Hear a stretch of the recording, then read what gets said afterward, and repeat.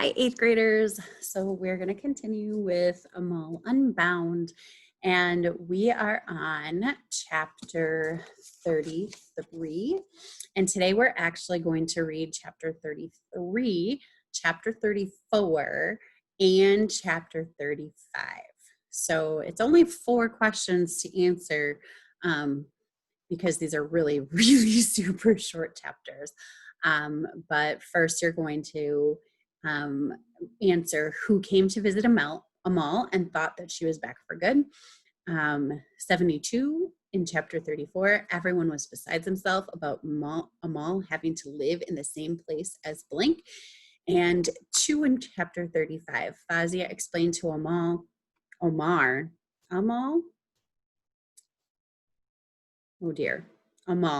that the last time Jawad Sahib's officer came to collect, he said they need to blank their payments. And 74, when Amal was hugged by her mother, she noticed that her arms were bare. Her mother explained to her that she sold her blank to help repay the debt. So you're going to be answering those 4 questions today. And I will let you know when we are at the chapter breaks. Okay? Chapter 33. I helped Safa and Rabia put on their matching yellow frocks for the men day. Tonight was the first of the wedding festivities, and it was my favorite day because unlike the actual wedding ceremony tomorrow, which could be a bit somber, the Mendi was a happy celebration where everyone danced, sang, and decorated each other's hands and feet with henna. And this tattoo is like a henna. Thanks for getting the girls dressed, my mother said as she stepped into our room. Here are your outfits.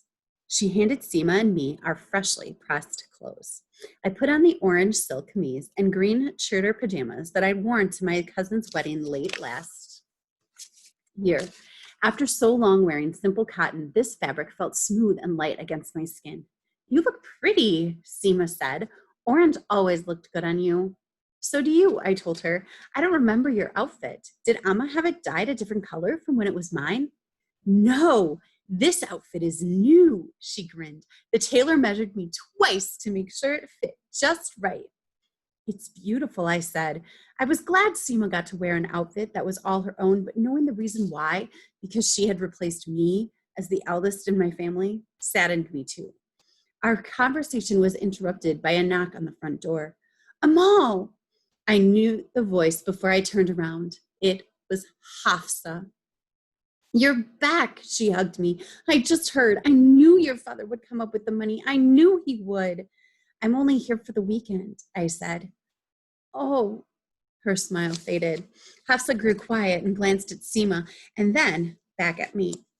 Hafsa.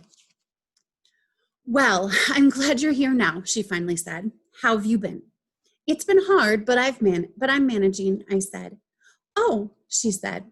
There it was again, that unfamiliar silence. I waited for her to ask me about the estate, about Jawad Sahib, and what it was like to live there. Here I was, with all the first-hand information she could ever dream of, but instead, the quiet continued to stretch between us while she studied the ground. I cleared my throat. How's Miss Sadia? She's good, Hafsa perked up, but she still goes over our class time. Yeah, Seema nodded. Some things don't change, especially around here. Well, except for that building, right? Hafsa said to Seema. She turned to me. It opens next week. We all were wrong, weren't we? What building? The one with the green door, she said. I was right. Khan Sahib's family was building it, but it wasn't a factory. It's a literacy center. So the center Nazreen Baji had been bragging about to her friend was the mysterious building we watched go up. And it was in my own village. No one's going to go, Hafsa said. They don't want to touch anything that family is involved with. But it's free, isn't it? Nothing with him is free, Hafsa said. You of all people know that. Hafsa, my mother said as she walked into the room. Your mom just called. She was looking for you. Oops, she said. I better go. Get there on time, okay? Farah and I are going to do a dance. Before I could respond, she raced out the door. How quickly her life had moved on. While I scraped plates and massaged migraines, she practiced dance steps with our classmate Farah. They got to go to school and dream about a future. I knew Hafsa missed me and cared about me, but she got to barrel forward, her life uninterrupted, while my future had fallen completely off its track. Would Farah be Hafsa's roommate someday? Remember, they were going to be roommates in college. Chapter 34. Pink, green, and yellow lights illuminated the tent Hafsa's parents erected behind their home for the Monday. I stepped onto the carpeted floor of the tent with my family. My father wandered over to the folding chairs set outside the tent for the men under the night sky.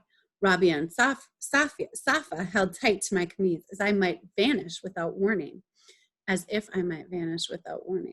The bride, Hafsa's eldest sister, Shabnam, sat perched on a cushion staged in the center of the tent.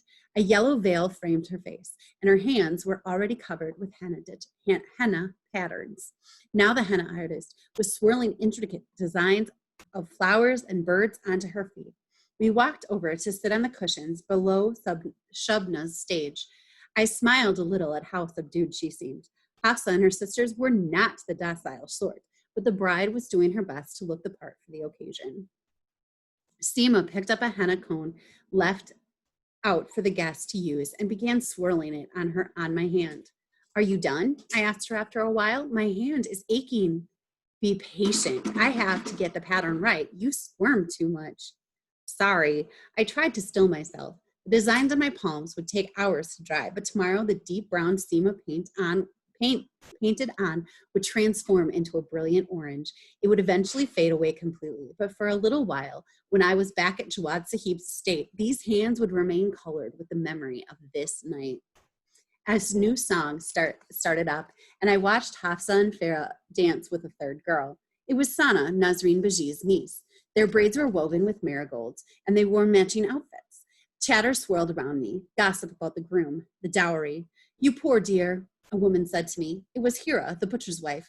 She settled next to me and tucked her feet under herself. Everyone is beside themselves about you having to live in the same place as that monster.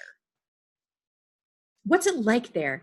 Asked another woman asked. Drove by that place once, but you can't even see the roof from the road. It's those walls he's got, my neighbor Balkis interjected. Walls and bushes to keep everyone far away. Does he have a waterfall in the house? Hira asked me. No, there's no waterfall, I said. I knew a woman who worked for them years ago, told me about a waterfall right in their living room. Heard about a gold staircase, too, Balkis nodded. Now that Nazreen, Hira clucked her tongue, came from the village over on the other side of the market. She thinks she's something else now, doesn't even bother to see her family anymore. She's nice, I interrupted. She's been good to me. She really has. But they continued their conversation as though I hadn't spoken. I watched their animated expressions and listened to the theories of Nazreen Baji's past and details of the estate. Seema squeezed my wrist. Ignore them, she said. They're just gossiping. She was right. For these women, my circumstances were a juicy story. One they could whisper about and cluck their tongues over before moving on to other things. They didn't have to tiptoe around Jawad Sahib. They didn't have to be wrenched away from everyone they loved. They weren't bad people. They were just lucky enough to have no idea of the reality I faced. That is the end of chapter 34. Super short. Chapter 35. Gullum would be here to pick me up any minute. As I packed boxes of my favorite biscuits into my suitcase for Fatima and the others, there was a knock on the door. Seema went to open it, but instead of Gullum, it was Fazia. I brought these for you, Fazia said. She stepped inside with a box of yellow lattice. She sat it on the table. Thank you. I've missed your sweets, I said. Seema, my mother said, can you get a plate for them? No, they're for Amal. I know how much she loves them, Fazia said. I came to say goodbye, and I have a question. She hesitated. I heard you work for Nazreen. Do you think if you talk to her about something, she might listen? Why? I asked her. What happened? Fazia shook her head and squeezed her eyes shut. Tears slipped down her cheeks. Tell me, please. I grabbed her hand. What's wrong? It's ever since we replaced that roof. And then we needed a little more to fix our freezer. And then there was the wedding. We're paying as much as we can every month. But when his officer came to collect last time, he said if we don't increase our payments soon, he'll take drastic measures. But we can't pay any more than we already are. We can't. Fazia, my mother said, Amal is a servant in their home. What power do you think she has? Look how indebted we are. There was a sound of the car pulling up, and then the back door creaked open. Seema rushed into the living room as my father stepped inside. Gollum is outside, but he said you could take your time. Fazia stood. I don't know what I was thinking. She looked at my mother and me, except if there was a chance, I had to ask. I know, my mother hugged her. I blinked back tears after Fazia left. I wish I could help her. Amal, even if you could help them, imagine who else will come to you for the same, my mother said. She put her arm around me. It was then I noticed her arms were bare. Where are your gold bangles? I asked. My mother glanced at my father. She sold them, he said. But those bangles were as much a part of my mother as her long wavy hair. I couldn't remember a moment she didn't have them on. It's the first thing we did when you left, Seema said. We were sure we could work something out, but even with her wedding jewelry, the tractor, the television, even if we sold them all, it wouldn't be enough, not even close. I looked at my mother, at my sisters. Seema's arms were crossed, her face ashen. They had tried everything they could think of to get me back and failed.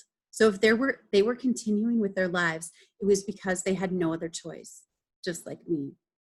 I'm not leaving that place, am I? I whispered to my father.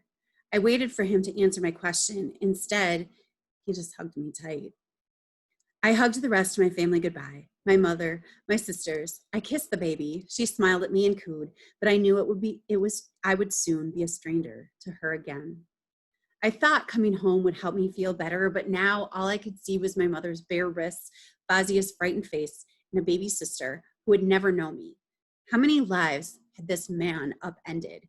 Why did no one stop him? And that is the end of chapter 35. I really hope that you were able to find the answer to those questions. And I really hope that you're enjoying the story. I